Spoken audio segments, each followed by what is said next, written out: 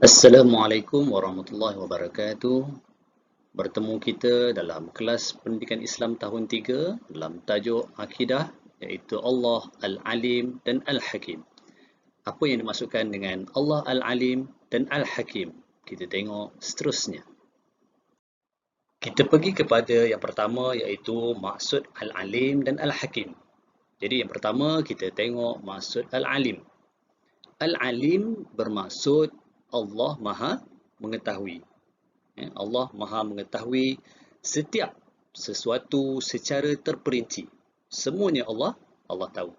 Tiada satu pun yang tersembunyi daripada pengetahuan Allah Subhanahu wa taala. Yang zahir Allah tahu, yang tersembunyi pun Allah tahu. Yang kedua, maksud Al-Hakim. Apa pula maksud Al-Hakim? Al-Hakim bermaksud Allah Maha bijaksana. Allah Maha bijaksana mencipta dan mentadbir alam semesta. Setiap ciptaan Allah Subhanahu wa taala mengandung hikmah, mengandungi faedah dan mengandungi tujuannya yang tersendiri. Seterusnya kita tengok dalil yang menunjukkan Allah Subhanahu wa taala Al-Alim dan Al-Hakim. Dalil ini bermaksud tanda-tanda ataupun bukti yang menunjukkan Allah itu Al-Alim dan Allah itu Al-Hakim.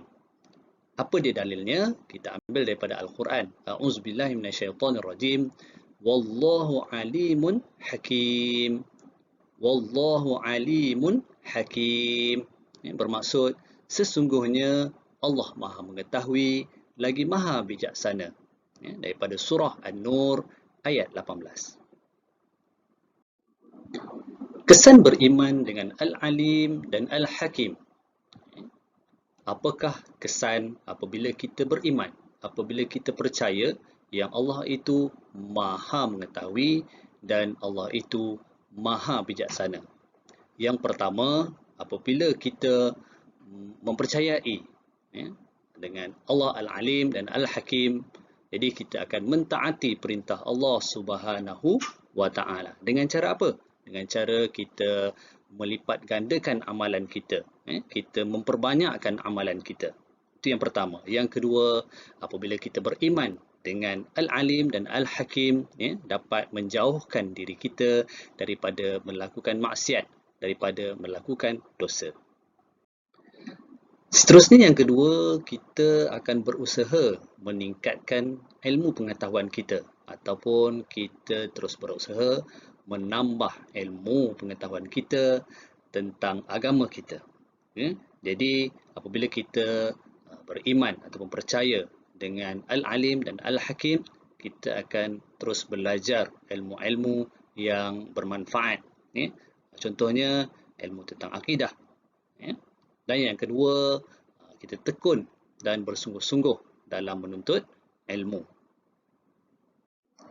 Baiklah, sekarang kita tengok kesan beriman dengan Al-Alim dan Al-Hakim yang seterusnya.